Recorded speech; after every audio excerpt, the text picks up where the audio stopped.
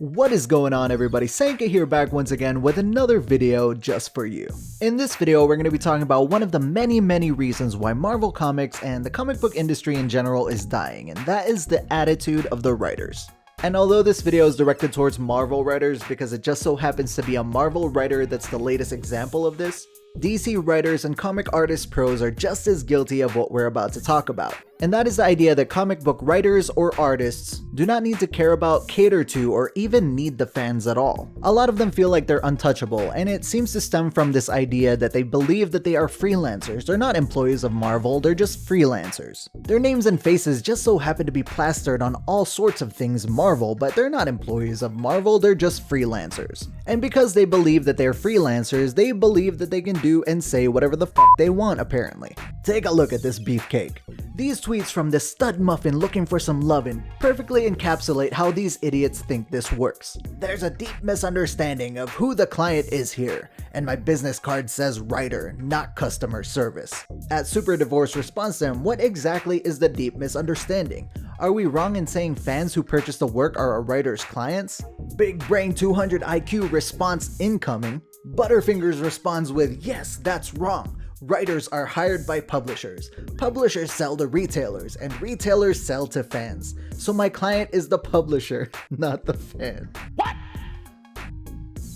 What the fuck? Do you see the kind of mental gymnastics these assholes have to pull off in order to justify the way they behave towards the fans? Because they only have to please the publisher. You're not the client, it's the publisher. When of course the reality of the situation is that the publisher is more like their employer. Similarly to professional wrestling, for instance. The professional wrestlers are technically freelancers, but if they do or say anything that goes against the beliefs of their company, they get fired. Much like at Brentosis1's response, in my job I don't provide product to the end user, but if I told the customer they were alt-right or if I was ignorant towards them, I'd get fired. I represent the company I work for, just like I rep the distributor, just like I rep the retailer. You're not the exception.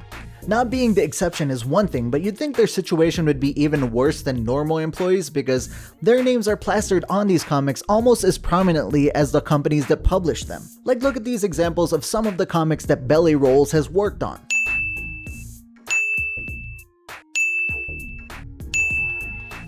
Now, if I were DC or Marvel and your name was so prominently displayed on my product, I would not want you to be making a fucking ass out of yourself and making my company look bad. At Green Knight responds, and that's why I haven't spent a dime on any comics with the name Ron Mars on the credits. You have a business card? Good for you. Now learn how to function in a business. Unfortunately, this Ron Mars mindset is exactly why stories like this one from Bounding into Comics occur to begin with. Marvel Comics writer Gerry Duggan tells comic fan to eat a bag of pre-fucked dicks. Can someone explain to me what a pre-fucked dick is? Like, how does one fuck a dick? Or is that just before the dick fucks? Does that just mean virgin peens? Does that mean flaccid peens? I mean, what does this mean? Gerry Duggan attacks with the power of confusion, but let's continue. So Newsarama puts out this article, X of Swords sets up the craziest X-Men stories ever. X of Swords is an X-Men crossover where, guess what, they give all of the X-Men swords. Does that sound stupid? Of course it does, because it fucking is. After New Warriors and Children of the Atom, are you really surprised that this is what Marvel is in 2020? But Newsarama decided to tweet about their article and tagged all of the writers involved, including Gerry Duggan. So when Nate Niles responded with Stanley Hudson's eye roll from The Office, which we all felt when we saw X of Swords, Marvel writer Gerry Duggan felt like it was his obligation to attack the fact that Nate was an amateur comic book artist and not a professional, saying, "Nate, wishing you success on your continuing journey outside comics." It gets so much better from here. At Carol1_star says, no wonder this industry is tumbling. So professional. Once again highlighting that you are the professional, you're supposed to act professional, but you're not, you're responding to a throwaway tweet. Gerry responds with, you ding-dongs don't get to show up in my mentions and keep your civilian status. You can say whatever the hell you want anywhere you want except in the mentions of someone else. Dude. You could have just removed yourself from the mentions. They're responding to the original tweet by Newsarama that just so happened to tag you. It's not that they're going out of their way to tag you individually. So Mechmaster specifically tags him this time and says, "You're an asshole." To which Gerry responds with the headlining tweet, "Eat a bag of pre-fucked dicks, but nice grammar." I mean, it really was nice grammar. "You are an asshole" is what the guy said, so I don't know if he's trying to be sarcastic or he's really just pointing out actual nice grammar. Still, Gerry, what's the deal with this pre-fuck thing, man? Could have just said eat a bag of virgin dicks or something, but whatever. So Nalo responds with, "That feeling when a writer you gave money to says publicly you should lose your civilian status." To which Big Brain Gerry responds with, "Good lord, man, I'm talking about dicks that show up in my mentions. Wanna be that guy? Go ahead. Meantime, the adults have larger, more pressing concerns." Larger, more pressing concerns, like trying to learn how Twitter works. Jesus Christ. Just remove yourself from the mentions, Gerry. What the fuck? But of course, Gerry never did, and he ends things with, "Always enjoy when shitbirds show up in my mentions, then boo-hoo when they lose their civilian status." With a gift from Morgan Freeman saying, "I don't give a shit." And it's one thing entirely when these writers believe that they can't be touched because freelancer, but it's another thing that Marvel actually encourages this bullshit because they don't care about the fans either. It's perfectly within Marvel's control to just fire this asshole or just say we won't hire him anymore. Same thing with DC. But of course they won't. Over the past decade, Marvel and DC have both been entrenched with radical left blue checkmarks from Twitter, and this kind of mindset goes all the way to the top. And it becomes apparent when you see how often this kind of thing happens, as well as the people they hire in general. Like, look at this tweet from Marvel writer Gabi Rivera, who wrote a shitty woke comic series called America with America Chavez. She says, "Anyone else feel triggered as fuck at the mere sight or presence of white dudes?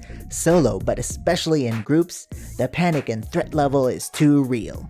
Bitch, what? Stop it. Get some help.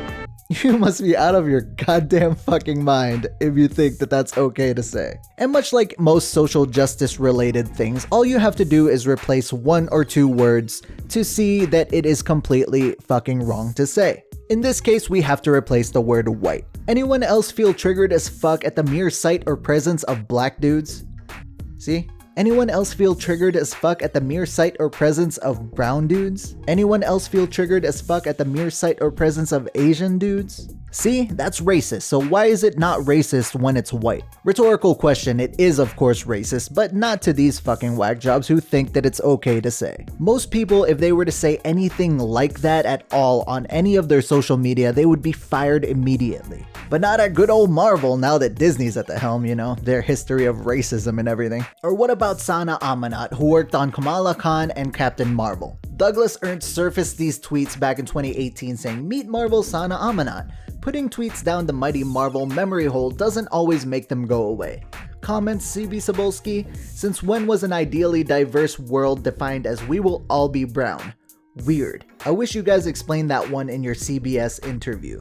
Then he shows Sana Amanat retweeting Kumail Nanjiani saying, "You know what? I've changed my mind. Diversity is stupid. From now on, every person and everything should be brown." And she says, "That's the future once we start interbreeding. Brown will rule. Mwahahaha. One day we will all be brown, and no, that does not mean I plan to spread Sharia law." I mean, to the thing Nanjiani says, "You know what? I've changed my mind. Diversity is stupid. From now on, every person and everything should be white." See, doesn't sound right, does it?